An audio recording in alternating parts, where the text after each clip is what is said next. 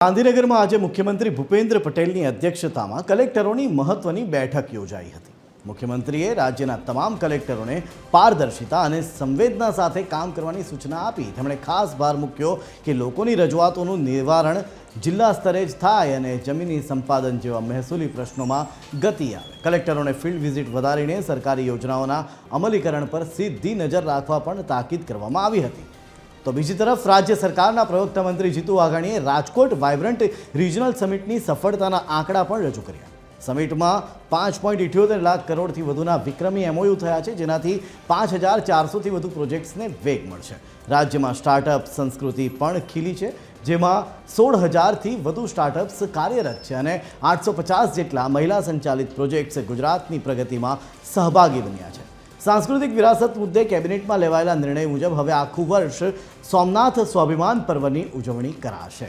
सोमनाथना शौर्य अने बलिदाननी गाथा देशना खूणे खूणे पहोंचाडवा सरकार कटिबद्ध छे। त्यारे अंतमां તેમણે વડોદરાના ધારાસભ્યોની નારાજગી મુદ્દે પણ વાત કરી અને વાઘાણીએ જણાવ્યું કે મુખ્યમંત્રી અત્યંત ઉદાર છે અને તમામ લોકપ્રતિનિધિઓના પ્રશ્નોને સકારાત્મક રીતે સાંભળી તેનું નિરાકરણ લાવવામાં આવશે। વધુમાં શું કહ્યું જીતુભાઈ વાઘાણી સાંભળો।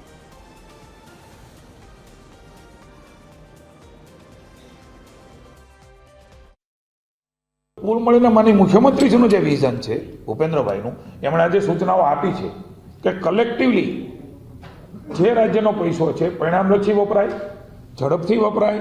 મારે આપને જણાવતા આનંદ થાય છે કે મુખ્યમંત્રી એવી સૂચના આપી છે કે કોઈપણ પ્રક્રિયા લાંબો સમય નહીં ચાલવી જોઈએ।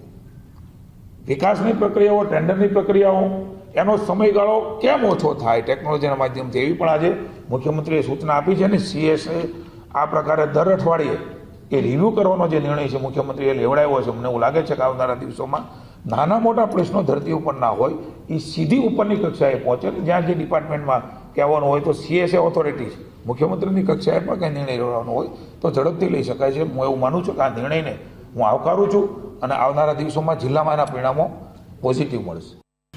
મિત્રો, મેં વાઇબ્રન્ટ સમિટની કોન્ફરન્સની વાત કરી છે, ત્યારે તમારા બધાના ધ્યાનમાં રહે એટલે 5,78,330 કરોડના એમઓયુ એ સૌરાષ્ટ્ર કચ્છ રિજનલ વાઇબ્રન્ટ કોન્ફરન્સમાં થયા છે। પ્રોજેક્ટ નંબર ઓફ પ્રોજેક્ટ છે 5,492। નોર્થ ગુજરાતમાં રિજનલ સમિટ થઈ હતી ત્યારે 1,292 પ્રોજેક્ટ સાથે 3,24,195 એ એમઓયુ થયા હતા।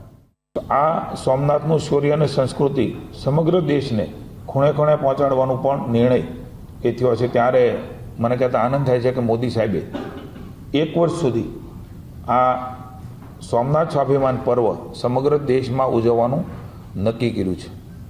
ગુજરાતમાં સ્વાભાવિક છે કે સોમનાથ દાદા એ વિશ્વના છે, સમગ્ર ધરતીના છે, સમગ્ર સૃષ્ટિના છે, પણ જ્યારે ગુજરાતમાં હોય ત્યારે ગુજરાતમાં પણ વિશેષ ઉજવણીની પણ ચર્ચાઓ આજે કેબિનેટમાં માનનીય મુખ્યમંત્રીશ્રી સાથે નાયબ મુખ્યમંત્રી હર્ષભાઈ આખી વિગતે વાત મૂકી છે। દિલ્હી જવાના છે, સમગ્ર દેશનો કાર્યક્રમ બની રહ્યો છે, એમાં પણ ગુજરાત કોન્ટ્રીબ્યુશન કરશે અને રાજ્યનો પણ કાર્યક્રમ એ બનશે। ત્યારે આપણા માટે આનંદની વાત છે કે ભગવાનને ભજવાનું અને આપણો આ શૌર્યનો ઇતિહાસ વાગળવાનો મોકો એ પણ મળવાનો છે। કોઈ બાબતો એના ધ્યાનમાં આવી હોય તો એ ચોક્કસ સરકારમાં રજૂ કરી શકતા હોય છે, વાત કરી શકતા હોય છે। યોગ્ય સ્તરે એમની ચર્ચાઓ થઈને અને કોઈ બાબતો હશે તો નિકાલ પણ માની મુખ્યમંત્રી છે, એમાં ખૂબ ઉદાર છે। મુખ્યમંત્રી એ પ્રકારે પણ કહેતા હોય છે કે તમારા પ્રશ્નો નાના મોટા હોય તો ચોક્કસ ધ્યાને મૂકવા, એ માત્ર ધ્યાને મૂકવાની વાત હોય છે અને કંઈ અલગ રીતે મૂલવાની આવશ્યકતા નથી। પ્રતિનિધિ છે, સરકાર છે અને સરકારની ફરજ પણ છે કોઈ અડચણ હોય તો એને દૂર કરવી। અલગ અલગ એંગલથી દરેક વ્યક્તિની બાબતો હોય તો પોઝિટિવલી સકારાત્મક લઈને એ પ્રજાહિતની બાબતો એ અમારા ધારાસભ્યશ્રીઓ, આખા રાજ્યના ધારાસભ્યશ્રીઓ, કોઈ પણ પાર્ટીના ધારાસભ્યશ્રીઓ એનામાં આવકારીએ છીએ કે આ પ્રકારની કઈ બાબતો ધ્યાને મૂકીને એનું દુરસ્તીકરણ પ્રજાના હિતમાં થાય, એના માટેની બાબતમાં સરકાર તત્પર ને તૈયાર છે।